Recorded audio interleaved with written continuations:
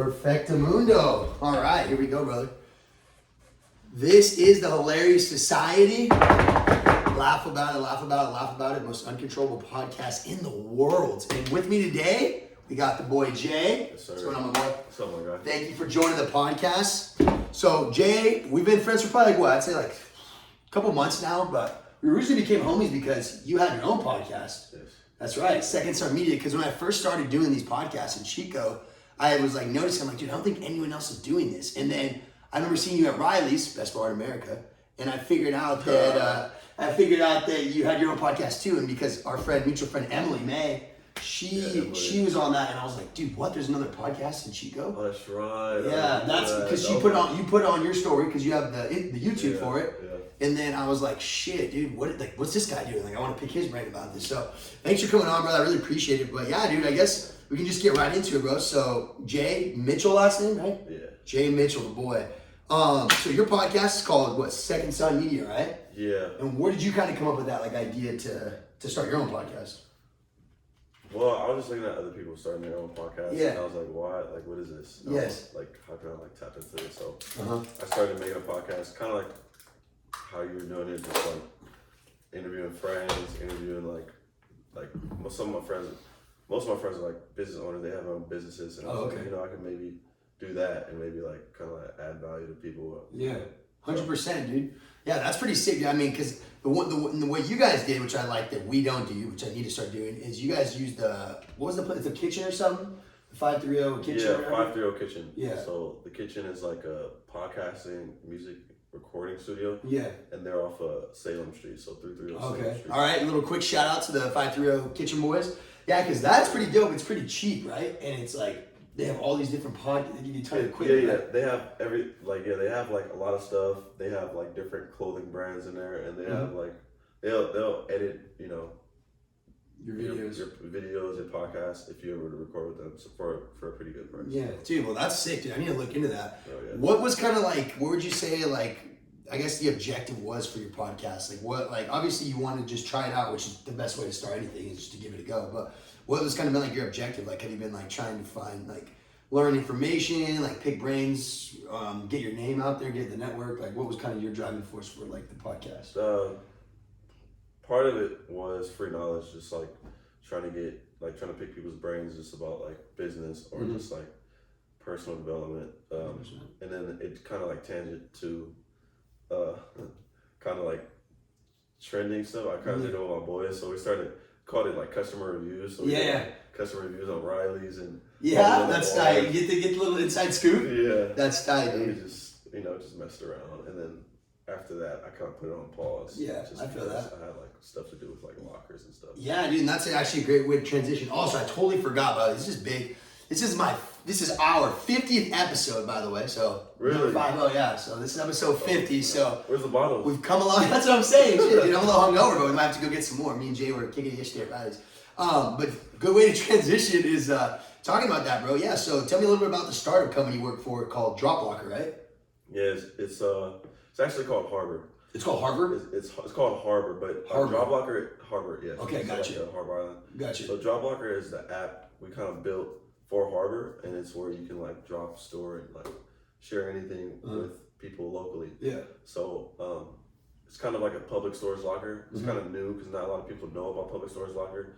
The closest thing people know about a public storage locker is the Amazon locker. Right. And that's like besides that, that's all people know about like public storage lockers. 100%. And so people are kind of like new to it, but we're kind of trying to change the game by like adding other apps onto Harbor, right? Like Drop Locker or like a DoorDash app or like any other app that wants to integrate their services on top of our platform. Yeah, I think that's sick too because what you guys are doing. You guys have how many spots now? How many lockers do you guys have?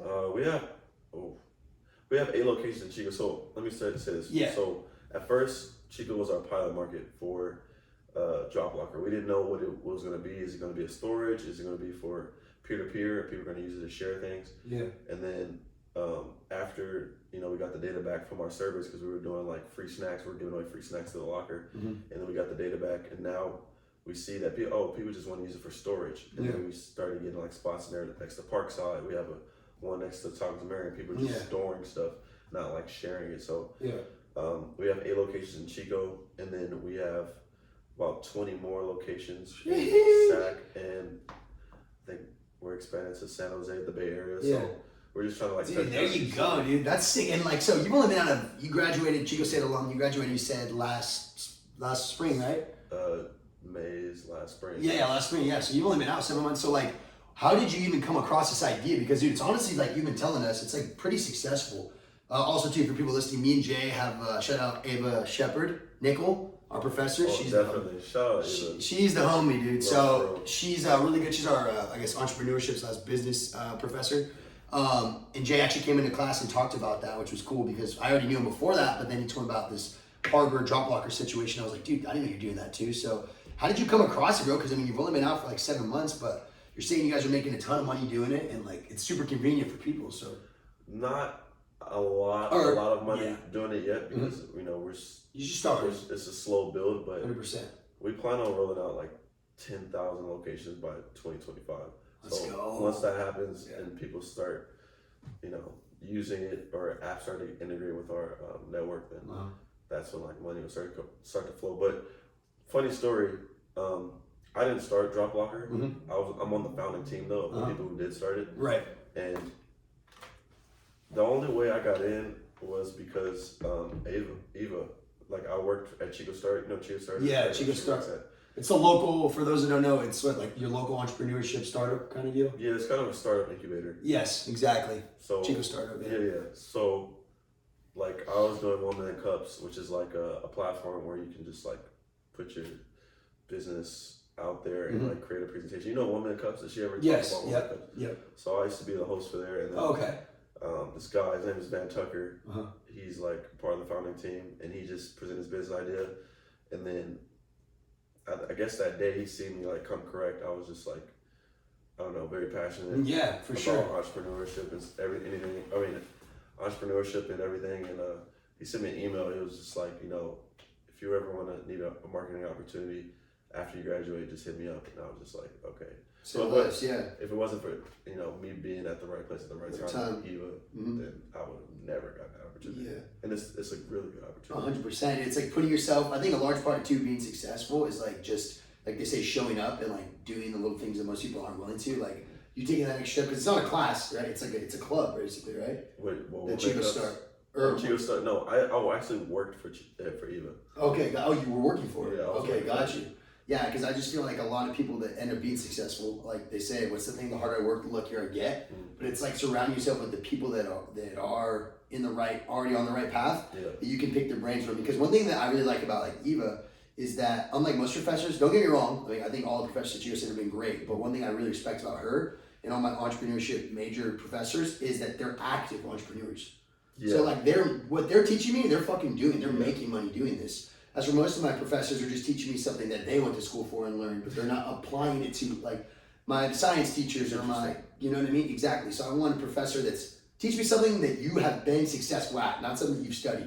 So that's why I think also like John Mayer, and then David Ron, those were my 2 other entrepreneurship professors. They're both super successful. So they teach because they love to teach students, but they don't need the money, you know what I mean? Yeah, exactly. But I think that's a big deciding factor with a lot of professors and teachers I've met in my life is the ones that are really successful, they don't need the money. They're doing it just because they like helping kids out or the young. So I respect that. But that's cool, man. Yeah. So basically, how does that come into play? Like, what's the like the logistics? You don't have to go too in depth, but like, so where do you even get the company to build those lockers? Because they're fucking huge, right? Yeah, they're huge. So we're a part of this even bigger company called Luxor One. Luxor One? Luxor One manufactures those lockers. Okay, got you. That's a manufacturer.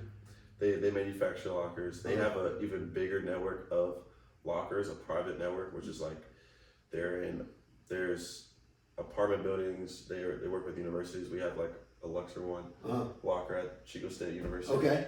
And they're just everywhere. So like they help manufacture our lockers. Yeah. Dude, that's cool. And then the idea behind that too is it's like what, $1 a day or something? Yeah, it's $1 a day at Parkside. So like if you want to, I'm not sure. I think it's $1 a day or $1 per transaction. I think we changed it, so it just might be $1 per transaction. But it's $1 a day for the lockers in downtown, and it's free at this ABC market right here. Oh wow. It's free. No We're way. doing we did this. We're doing this partnership. It's kind of like an experiment, like kind of like a beta test with this homeless union. It's called Chico Homeless Union. Yeah. And they're not official yet, but we're trying to have people donate through the locker their winter items. So we made it free just because, you know. That's cool, dude. Yeah. I think another thing that I want to touch on that you guys are doing a good job of, and that it seems like you're already understanding, is sometimes like sacrificing short-term like financial wealth can benefit you in the long run with networking and financial wealth, because what you guys are doing now is networking. Yeah, you might not be making, you know, a couple $1,000 with this one by the ABC Liquor that's a free drop locker, but connecting with the Chico Homeless organization that you talked about, and maybe the liquor store market, like there's all these other networks. It's almost like, hey, if I'm helping you out, it'll come back to you. So it's like a law of karma, law of reciprocation. So that's cool that you guys are doing that, because for one, I think being local, a lot of people here in Chico really appreciate and enjoy that and take pride in that. So like partnering up with other local companies or charities or foundations will really get your name out there, because one thing I think is like when you think of a product, right, like Hilarious Society, Second Sun Media, you know, Harbor, Drop Locker, whatever, or the bigger ones, Nike, Barstool, you know, Adidas, whatever, Callaway, you're not, at least for me, when I buy something, I'm not necessarily buying the look, I'm buying the idea.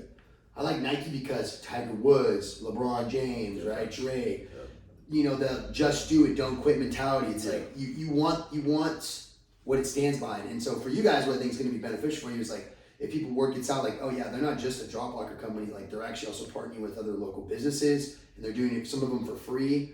That's going to just build your credibility even more. So that'll benefit you guys a lot, dude. No, exactly. That's kind of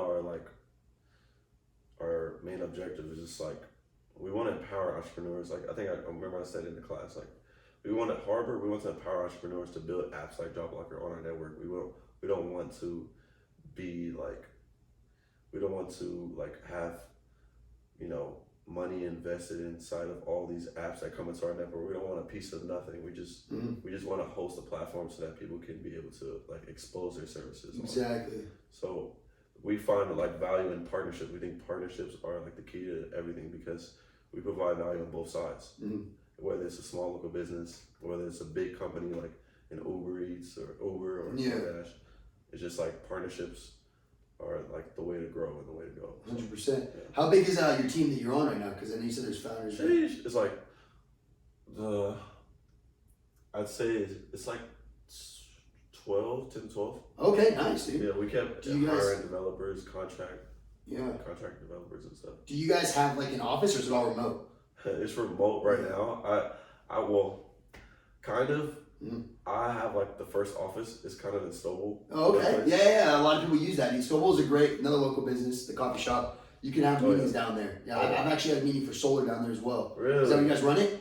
The downstairs, or I know there's up top too. The first floor.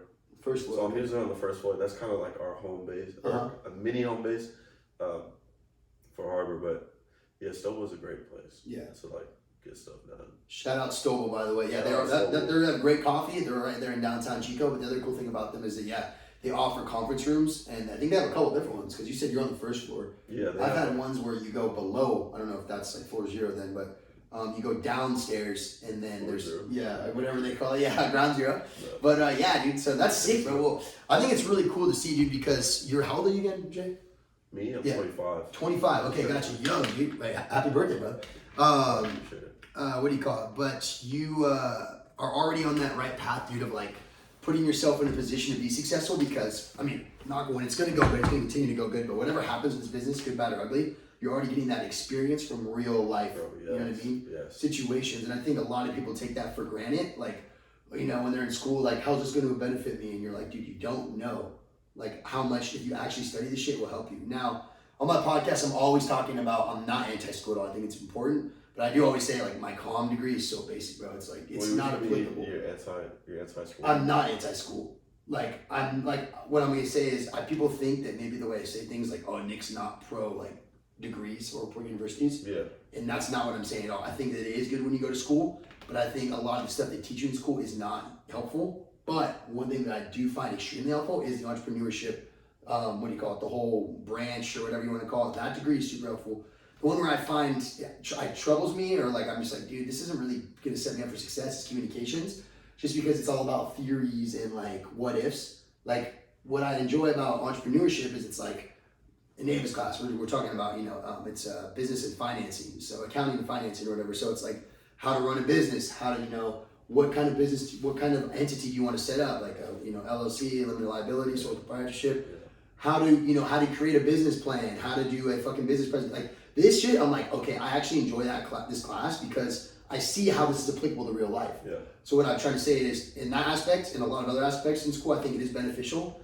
But a lot of the stuff, like everything about high school, bro, they don't teach you how to do taxes. They don't teach you how to invest. They teach you how to be an employee.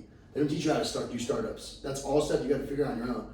And so what I do get frustrated with is I'm like, I think a lot of the system is like kind of cracked, because it's like, why aren't we teaching the youth or the future generations how to invest, how to get passive income, how to get out of the 9 to 5. Another thing I want to say is, I always say this, my mom and dad both work the 9 to 5. I have nothing against anyone that does it. I have a lot of respect. Just for me, I think that everyone should have the opportunity and the ability to have the knowledge that if they don't want to work the 9 to 5, here's A, B, and C, stocks, whatever, cryptos, rental properties, whatever, real estate, they can also get you money outside instead of just working, time for money. So in that aspect, yeah, I think that what I'm trying to get at is, not to ramble, but I think that this degree and like what you're applying is super beneficial, because people don't understand how much you can actually help them if they fucking pay attention, especially in classes like business or entrepreneurship. Yeah. No, for sure. Yeah. Like, well, for me, I don't know about anybody else, but I knew when I transferred from community college, I was like, I'm only here just to connect with people. Like, the work, the knowledge and education, you can easily get that from like YouTube. Thank you, bro. That's what I'm trying to say, dude. However, like the only value that I feel like school adds is just the network of people, just like meeting people. Yeah. Like you can't meet people on YouTube in person. Like, right. You can do that at school. Mm-hmm. So like, I think that's good. I think too, there's a lot of cool stuff with like I don't know if you read it all or read like. Oh yeah. Yeah. So like obviously like Rich Dad Poor Dad. I think he wrote Rich. The 2 books I always recommend everyone. Right now? Huh? Right now I'm reading. It's called the 24% Rule. It's like out to buy like tax liens and whatnot. I'll actually show you it after this. That just finished. It's called The Untethered Soul. It's another good one, Michael. What is that about? That one's all about basically like. So the 2 kinds of books I read. Focused or what? Yes, it's like present moment, like be here in the now, and like when you have like anxiety. So there's this really famous study. You don't know if you know Joe Dispenza. I don't know if you've heard of him. He sounds very familiar. So do you know Ed Milet? No. Okay. Joe Dispenza sounds familiar. Okay, so he's like he's kind of like the doctor that connects the spirituality to the science. Like people think when people that's Untethered Soul. No, that's different. It's called his book is called Breaking the Habit of You. He's done a couple books, but basically the cool thing about him is that he combines the whole like spirituality, the people that are all like gurued out, with the science behind why it actually helps you. Like, when someone says, I feel good, even if they're sick and they get better quicker, or someone that's never sick, or someone that breaks their leg and they say it's going to take 3 years, they'll never be able to walk again, and they're walking 6 weeks later. It's basically, he breaks down the science behind exactly what tactics and like mechanisms go off in your head that can create and literally alter your perception of reality to literally give you the best possible experience in life without using drugs or anything. So one of the things he talks about though, which I thought was like really interesting, is he talks about when you're having anxiety, you're either having anxiety because of, if you have anxiety or like worry, you're worrying about a future event that could or could not happen. Fear as well. So even if it's happened in the past, like maybe rejection of a girl or a physical altercation, when you're having that anxiety or fear, it's because your brain is propelling an idea or an image that could happen again or could happen, but it's not happening right now. When you're having guilt, resentment, depression, you're thinking about the past, about, oh, I did this wrong, I should have done that better, I can't fix it, right? You can't fix the past, and you technically can't get to the future ever. The only moment that truly exists in any human's life is the now. Bro, I think I've seen them, yeah. So it's fucking sick, dude. So it basically talks about like, when shit just gets super overwhelming, which, bro, we're all humans, like we all have our shit we go through, mental health is super important, but when you live completely in the now, it doesn't exist. Like that, all that worry and angst isn't there, because if you're fully engaged, like this conversation, I'm not thinking about homework or school or finances, right? I'm like talking to you, like my buddy's here, we're picking apart brains, we're picking apart ideas, and you become fully engaged, and that's when you get into what's called flow state. And flow state's when like, maybe when you're at the office and you're fucking cranking out, okay, when's our next, drop blocker gonna be, or whatever you're doing, you're at the gym, you're working out. Bro, yes. You know what I'm saying? And you're not realizing, holy fuck, 3 hours just went by, right? Yes. It's because you're dialed. Yeah, I love being that way. Exactly. And so this book, I'll give it to you, buddy. After this, I'll let you borrow it. It's all about how to get your brain in the flow state where like you're literally not on autopilot, but like you're so immersed in the present moment with whatever you're doing that you're like, holy fuck, 6 hours just went by. You know, because the thing that I always say, especially with like TikTok and social media, I think it's great if you use it for the right reasons, right? For educational purposes or to network. Networking is huge. But don't get me wrong, we all like to have our fun on there, but like, how many times can you just see a chick shaking her butt on the thing, or fucking a sports video, or pets, or money, or food, and next thing you know, like you're just getting instant stimulus, instant dopamine rushes. Yeah. It's not real, dude. And so it's not, you know, the human brain is not designed to get it, you know, go on YouTube, watch a video, play video games. All this stuff kind of suppresses and normalizes, desensitizes like the amount of dopamine you get from good things like making a conversation, meeting a new girl, hanging out with your friends outside. That's that real dopamine. Exactly, dude. And so I think social media is good if you use it the right way. And obviously, dude, I'm not a monk. I always say that. Like, fucking have your fun, bro. I'm not saying don't go on there and fucking DM chicks or like pictures. Like, obviously have fun, but I'm saying be aware at least that the more time you spend on it, the more it can desensitize like your aspects towards life. So that's definitely something that I've thought about, dude. But that's facts. Yeah, bro. What are some things, bro, being like a Chico State alum now and like already having your own